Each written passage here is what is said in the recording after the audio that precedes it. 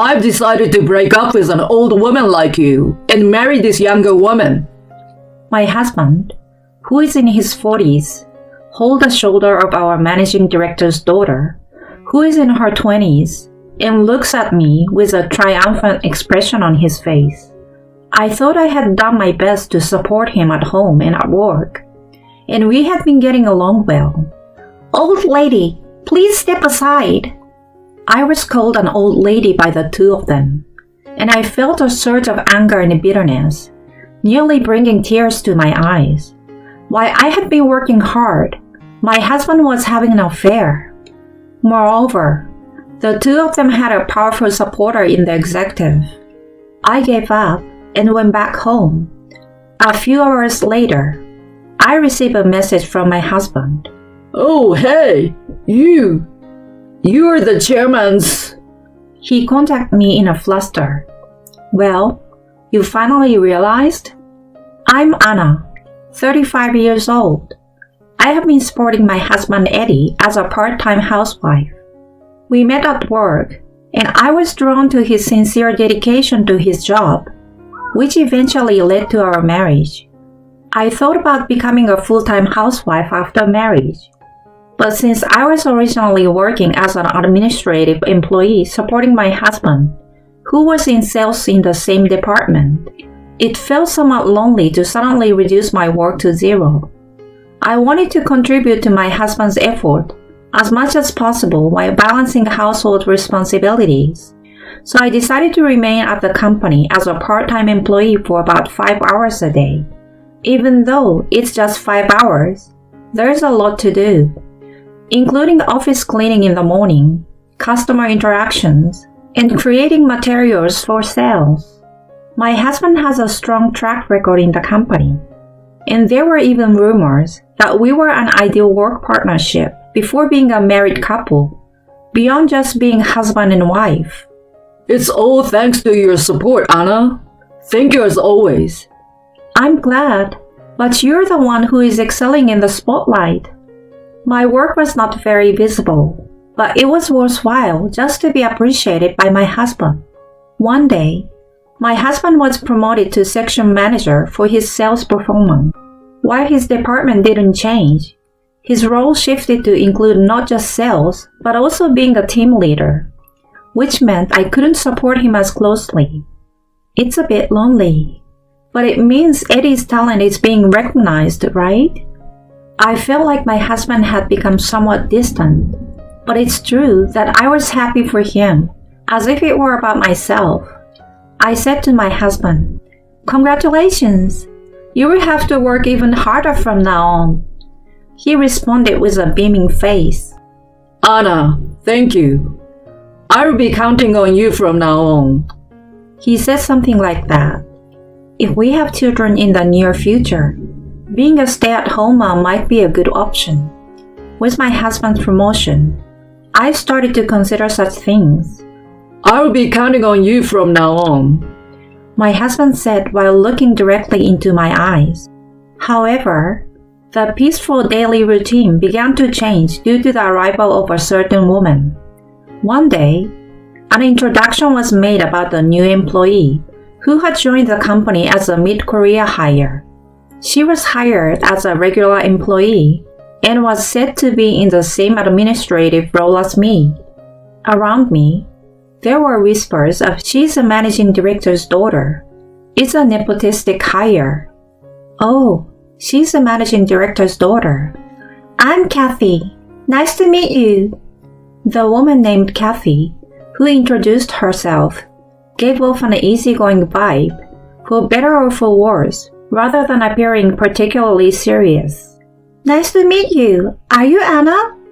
She approached me with a smile. It seems that I was designated to teach her the administrative tasks. "Kathy, nice to meet you. I've been around here as a veteran employee, so feel free to ask if you have any questions." I returned the greeting, but in the next moment, she uttered words that left me astonished. "What?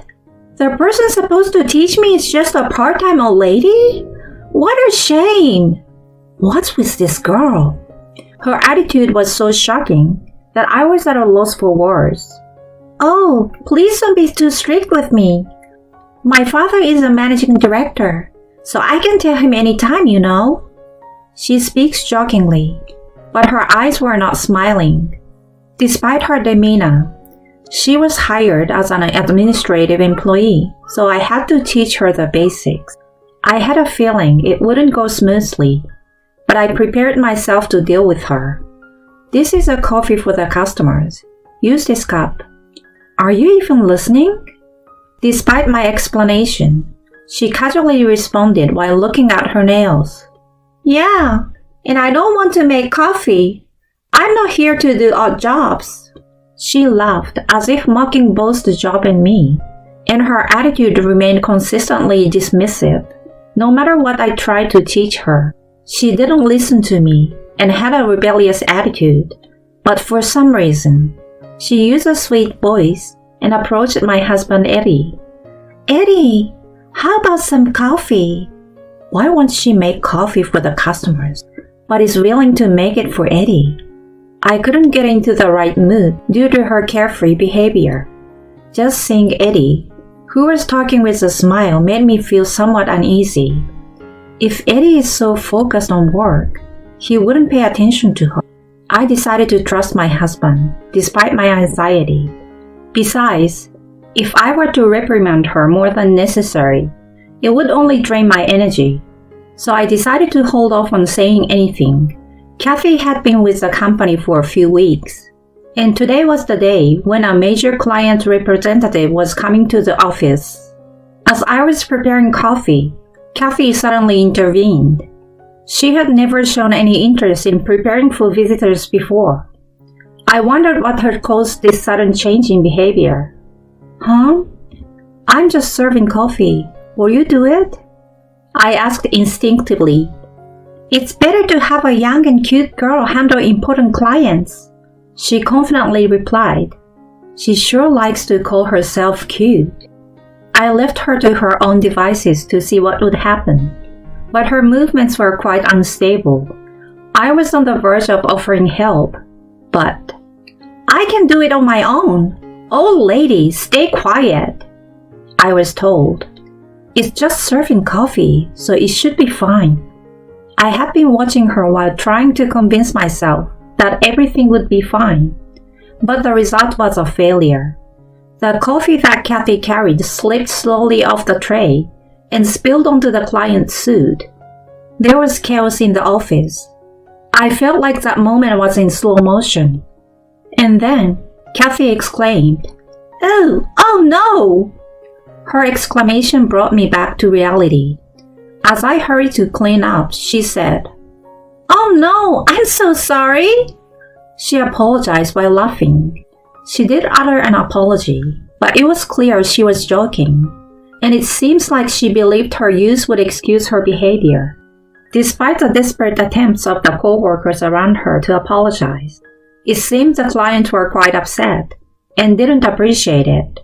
"Cut the nonsense!" The client said this and left. Oh, today was a real mess. On the way back home, I recalled the day's events and felt down.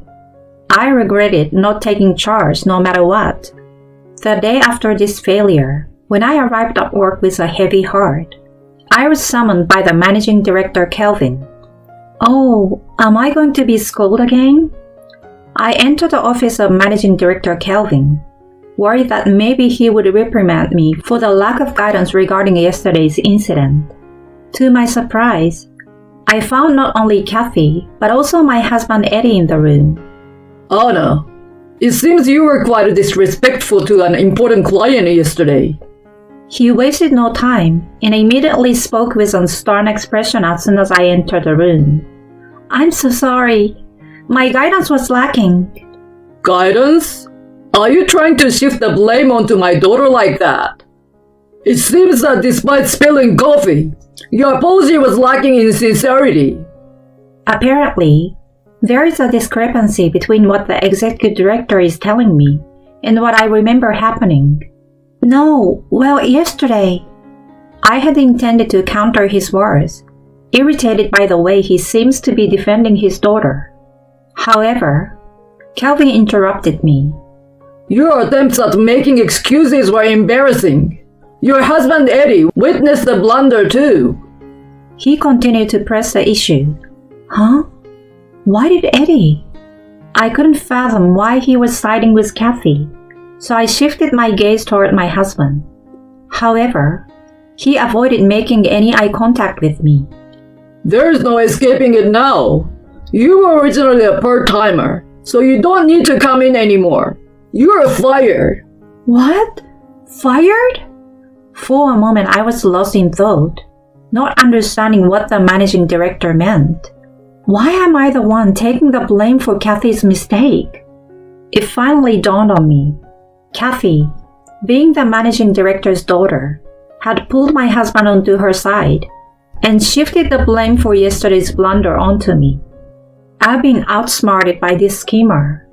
My anger was not only directed at Kathy, but also at my husband. However, there was more to the reason for my husband's presence. And could you also fill this out? After delivering the termination notice, I looked at the document handed to me, and it turned out to be a divorce paper. Upon closer inspection, my husband Eddie's part had already been filled out. These two were having an affair. I felt a mix of anger and sadness. My husband and Kathy were looking pleased, making eye contact and sharing laughter. I see. Understood. I managed to hold back tears of frustration and signed the document. That's when my husband said, I've decided to divorce someone like you, and I'm going to marry Kathy. Too bad for you. He callously threw these words at me, accused of a crime I didn't commit, losing my job, and discovering my husband's infidelity. It was a devastating revelation. The managing director and his daughter abused their authority to push me into a corner.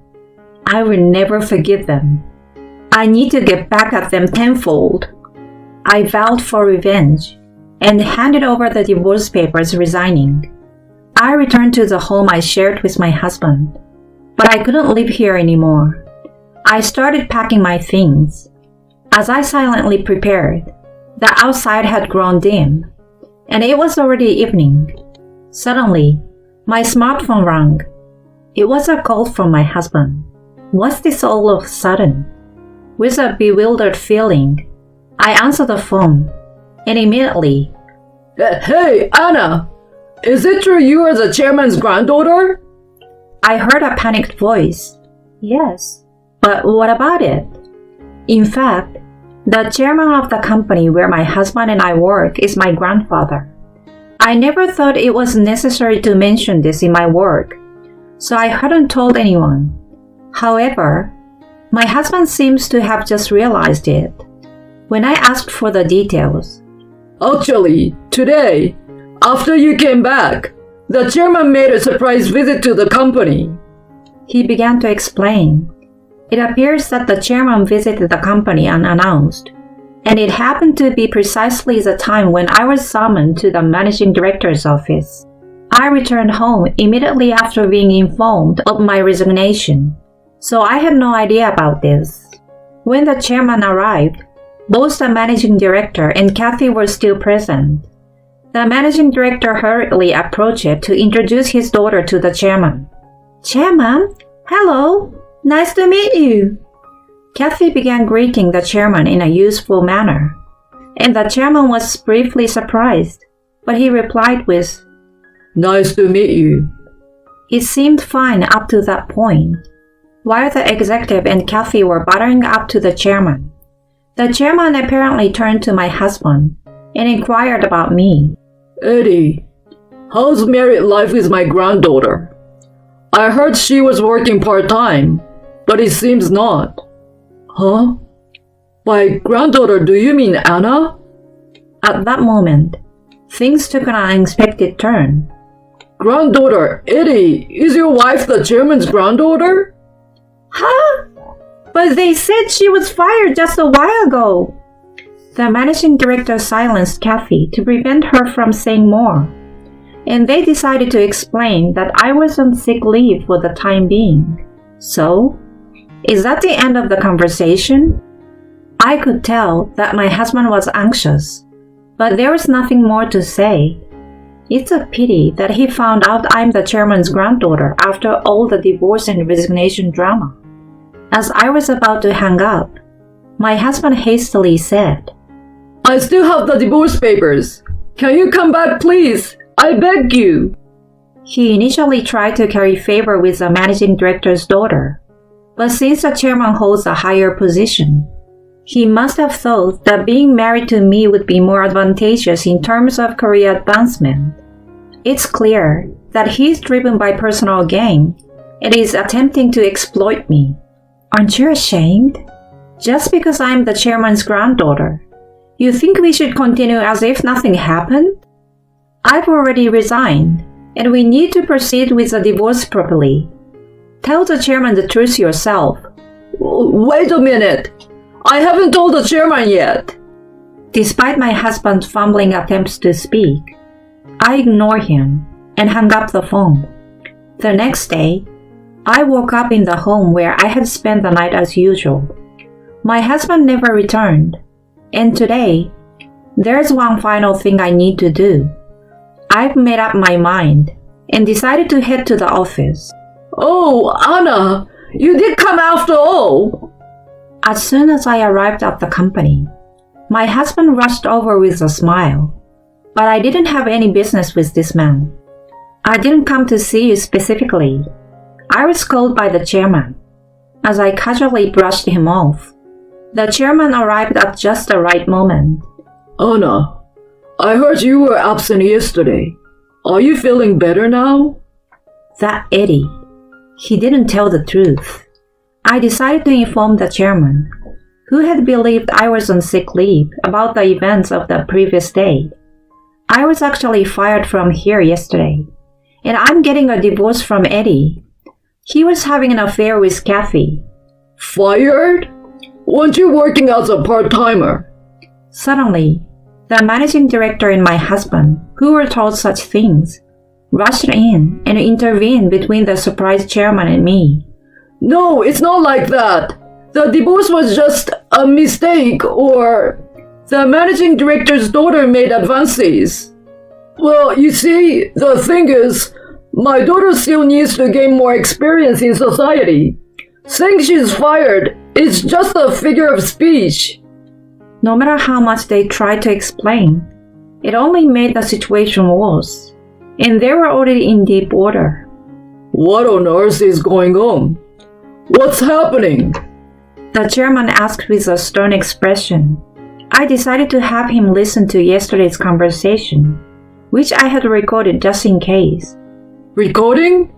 When did you? When I played the recording, it became clear that they told me I was fired, and even made me sign the divorce papers. We don't need an old hag like you. Naturally, this statement from my husband was also part of the recording. The chairman furrowed his brow and listened to the entire audio intently. As soon as he finished listening, he turned to me. So, you are currently unemployed, right? That's perfect. It saves us a transition time. He said this with a smiling face. When I asked the chairman what he meant, he explained that he is currently planning to start a new company in collaboration with another business.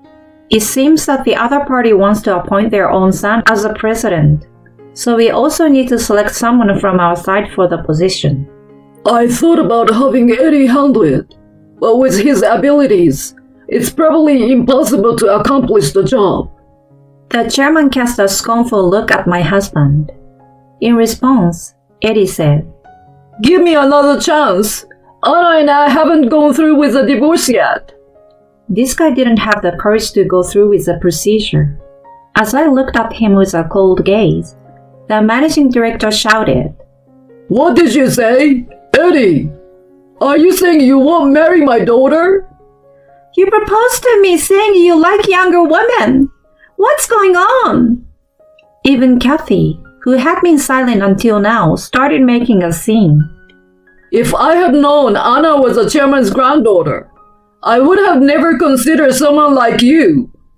What's with that attitude? I would never accept a lousy guy like you. The three, who had been cooperating and getting along as planned until yesterday, quickly turned against each other. The chairman took the divorce papers from my husband's hands while he was there. It seems it's already filled out.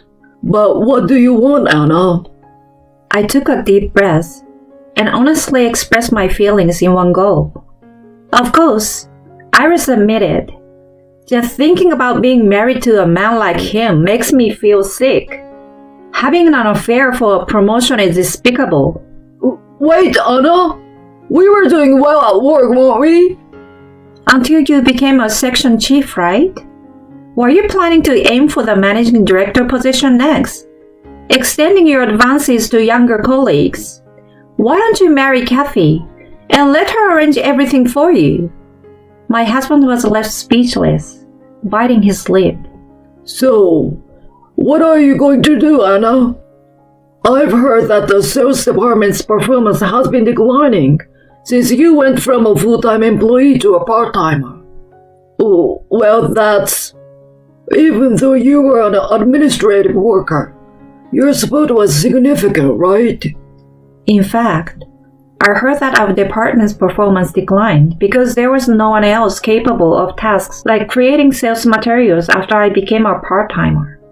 The managing director, who had wrongly fired me without recognizing my work as an administrative worker, bore a heavy responsibility. In part to atone for this mistake, the managing director was moved to the sales department to relearn the sales profession.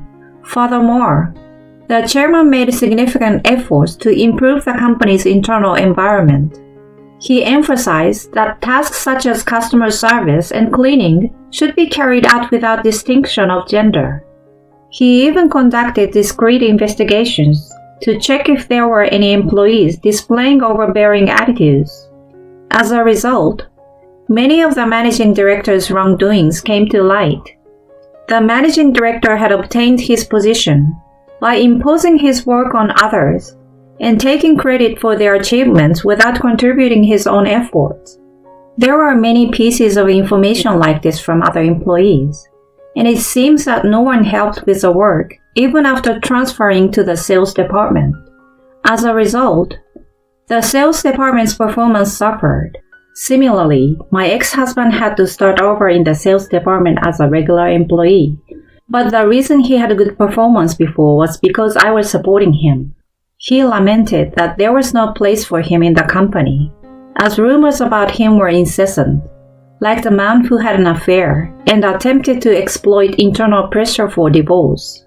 Kathy naturally didn't take her job seriously, and it said she couldn't even handle simple tasks, and during a day full of scolding. "I don't have to do this," she complained. But she could no longer use the title of the managing director's daughter. She was repeatedly criticized for her manners and language, leading to her resignation. I heard that the managing director and my ex-husband also lost their place within the company and were pushed into voluntary retirement. On the other hand, after completing the divorce proceedings following the turmoil, I became a free woman. I also got involved in the launch of the new business that the chairman had mentioned and began dating the son of the other company's president. Of course, I demanded a substantial amount of alimony from my ex-husband and the managing director's family. When you think about it, the managing director was actually supporting the affair between my ex-husband and his own daughter. All three of them did something stupid, even if it was for their own positions. Sometime later, I had a child and got married.